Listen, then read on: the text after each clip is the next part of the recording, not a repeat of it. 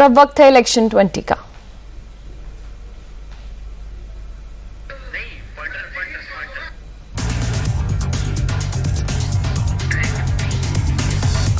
तो लगातार हम आपको हरियाणा जम्मू कश्मीर के सबसे तेज नतीजे बता रहे हैं और छोटे दलों और निर्दलियों के खाते में 12 सीट आती हुई नजर आ रही हैं। जम्मू कश्मीर में 90 सीटों के रुझान आ चुके हैं, जिसमें कांग्रेस के खाते में 47, बीजेपी के खाते में 31 और अदर्स के पास 12 सीटें नजर आ रही हैं। वहीं हरियाणा की बात करें तो हरियाणा की भी 90 सीटों पर रुझान आ चुके हैं। कांग्रेस के पास 69 सीट नजर आ रही है, वहीं बीजेपी के खाते में 16, अदर्स के पास 5। राशिद इंजीनियर का भी जादू नहीं चला है। महबूबा मुफ्ती की पीडीपी भी इस बार कुछ कमाल नहीं कर पाई है।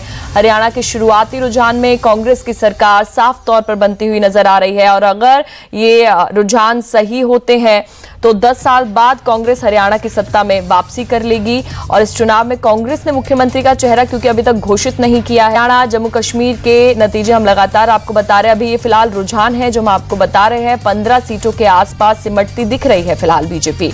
मुख्यमंत्री नायब सिंह सैनी को छोड़कर बाकी सभी मंत्री पीछे नजर आ रहे हैं। लाडवा से मुख्यमंत्री सैनी और अंबाला कैंट से अनिल विज आगे निकल चुके हैं। जम्मू कश्मीर की बात की जाए तो जम्मू कश्मीर में सज्जाद गनी लोन पीछे चल रहे हैं हंदवाड़ा सीट से, और वहीं उमर अब्दुल्ला गांदरबल जम्मू कश्मीर से आगे निकल चुके हैं। उमर अब्दुल्ला बड़गाम सीट से भी आगे चल रहे हैं जम्मू कश्मीर में, और वहीं रविंदर रैना नौशेरा जम्मू कश्मीर में आगे चल रहे हैं। तो 90 सीटों के रुझान में गठबंधन के खाते में 47 सीट अभी फिलहाल जा चुकी हैं।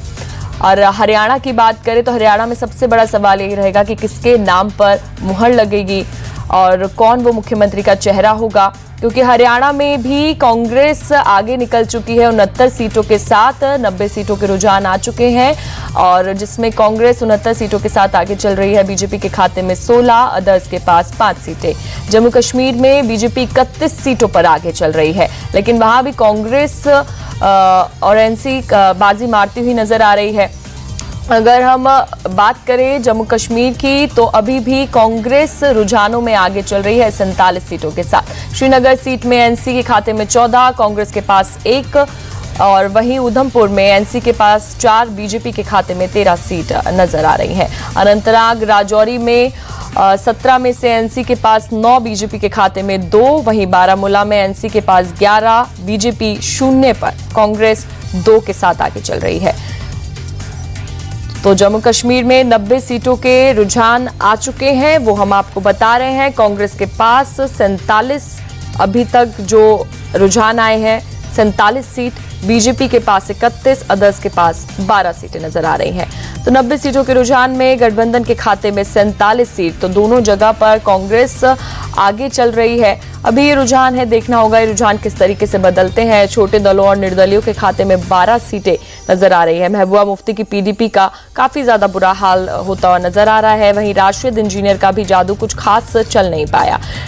उधमपुर में एनसी के खाते में 4 सीटें, रोहतक में कांग्रेस 6 पर, बीजेपी 2 पर। हरियाणा की बात करें तो अंबाला में कांग्रेस 5, बीजेपी 4 पर सिमटती हुई नजर आ रही है। कुरुक्षेत्र में कांग्रेस 7, बीजेपी के खाते में 2 सीटें और सभी अभी 0 पर नजर आ रही है। वहीं करनाल में 9 सीट में से कांग्रेस के पास 6 और बीजेपी के पास 3। वहीं सिरसा में 9 में से कांग्रेस 5, बीजेपी 1 के साथ पीछे चल रही है। हिसार 9 में से कांग्रेस 8 पर और बीजेपी यहां पर 0। अंबाला में कांग्रेस के पास 5, बीजेपी 4 और सभी के पास 0। कुरुक्षेत्र सीट की बात करें तो कुरुक्षेत्र में कांग्रेस के खाते में 7 और बीजेपी के पास सिर्फ 2। तो हरियाणा के शुरुआती रुझानों में कांग्रेस साफ तौर पर सरकार बनाती हुई नजर आ रही है, लेकिन सबसे बड़ा सवाल यही रहेगा कि आखिर हरियाणा में अगर कांग्रेस आती है तो चेहरा कौन होगा, वो मुख्यमंत्री चेहरा कौन होगा। और अगर ये सब सही साबित होता है, रुझान सही साबित होते हैं, तो 10 साल बाद कांग्रेस हरियाणा में सत्ता में वापसी तो कर लेगी, लेकिन वो कौन होगा जो मुख्यमंत्री बनेगा, ये भी अभी एक क्वेश्चन मार्क बना हुआ है कि आखिर कौन वो चेहरा होने वाला है।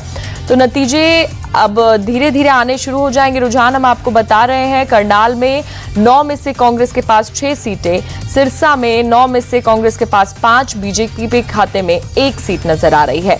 वहीं जम्मू कश्मीर में भी कांग्रेस और एनसी साफ तौर पर आगे निकलती हुई जा रही है। उसके खाते में 47 और जबकि बीजेपी के पास सिर्फ 31 सीट सामने आई है। तो हरियाणा जम्मू कश्मीर दोनों ही राज्यों में 90 सीटों के चुनाव है और उसमें से अभी तक जो रिजल्ट सामने आए, जो अभी तक रुझान सामने आए हैं, उसमें दोनों जगह पर कांग्रेस ही आगे निकल चुकी है। सिरसा से कांग्रेस के पास सिर्फ 5, बीजेपी के पास 1, वहीं हिसार में कांग्रेस के खाते में 8 और अंबाला में कांग्रेस के खाते में 5 सीटें, बीजेपी के पास 4 और सभी शून्य पर।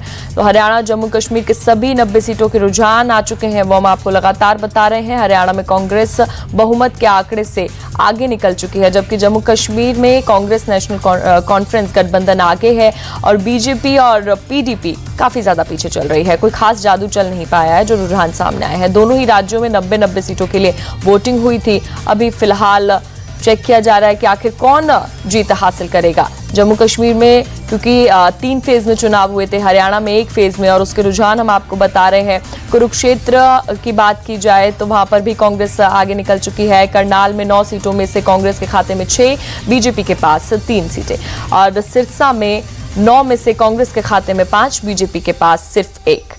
हिसार में कांग्रेस के खाते में 8 और बीजेपी के पास अभी तक 0।